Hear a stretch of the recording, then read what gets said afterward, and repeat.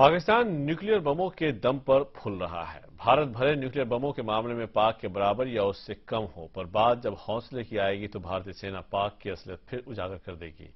65 साल पहले शुरू हुई पाकिस्तान से जंग के कई मोड़ आए और पाकिस्तान ने मुंह की खाई। अब 65वें स्थापना दिवस पर भारतीय सेना ने फिर पाकिस्तान को चेतावनी दी है कि वो उसे उकसाना बंद करे। भारतीय सेना के 65 साल बाद सेना कितनी सक्षम, जीती कई जंग। सन 1962 में मिली टीस, अब तरक्की की राह पर सेना। आ गया वक्त परचम बुलंद करने का, सेना ने दिखाई ताकत।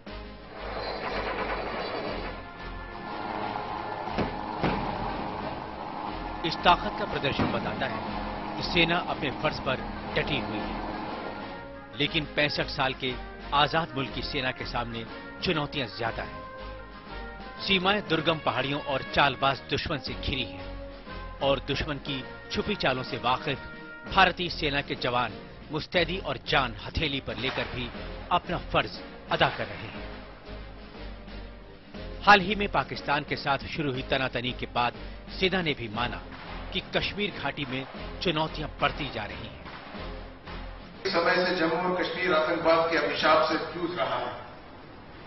भारतीय सेना का आतंकवाद के खिलाफ संघर्ष, उसके अंदर एक महत्वपूर्ण योगदान रहा है। हमारी सेना की यह कोशिश रही है कि घाटी में भी सामान्य जीवन स्थापित करें। सेना की उत्तरी, पश्चिमी और पूर्वी कमान को दोहरी जंग लड़नी पड़ रही है। दुश्मन सेनाएं यहां छद्म युद्ध लड़ रही हैं। वो आतंकवादियों को भारत के खिलाफ आगे कर रही हैं और उन्हें हथियार मुहैया करा रही हैं।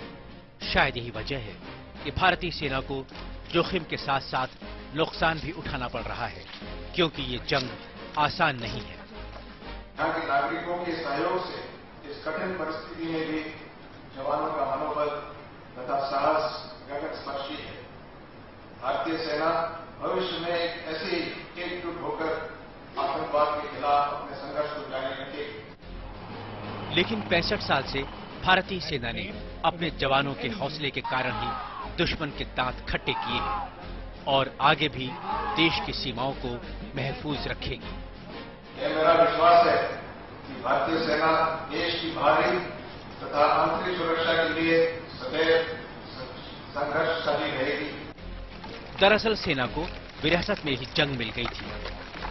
सन 1947 में देश आजाद हुआ और सेना को मिली सबसे बड़ी चुनौती, जब कबायलियों को आगे कर पाकिस्तान ने जम्मू और कश्मीर में काफी अंदर तक घुसपैठ कर ली। लेकिन तत्कालीन सरकार के संयुक्त राष्ट्र में जाने से मामला भले ही उलझ गया, लेकिन सेना ने एक बड़े हिस्से पर पाकिस्तान का कब्जा होने से बचा लिया। उसके बाद सन 1962 में सेना को चीन जैसी बड़ी ताकत से टकराना पड़ा, हार मिली। लेकिन 3 साल बाद ही सन 1965 में फिर पाकिस्तान को धूल चटाकर खुद को साबित किया।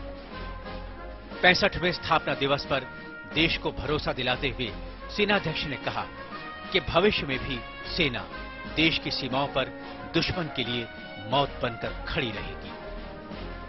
हमें भरोसा है कि भारतीय सेना, वायुसेना, नौसेना और देश के विभिन्न केंद्रीय सशस्त्र पुलिस बल एकजुट होकर देश के लिए एक मजबूत रक्षा कवच प्रदान करेंगे।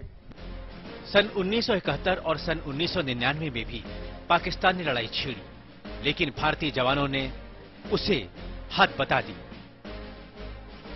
भारतीय सेना पाकिस्तान को मुंह तोड़ जवाब देने में सक्षम है, लेकिन वो कायरतापूर्ण हरकत करने में विश्वास नहीं रखती, क्योंकि भारतीय सेना का रिकॉर्ड अच्छा है। हमारे मानवाधिकार का ब्यौरा विश्व में सबसे अच्छा माना जाता है। हमारी सेना में तकरीबन 4000 से ज्यादा यूनिट्स हैं। हमें ये याद रखना है कि हमारी सेना की आंतरिक शक्ति हमारी यूनिटों में है।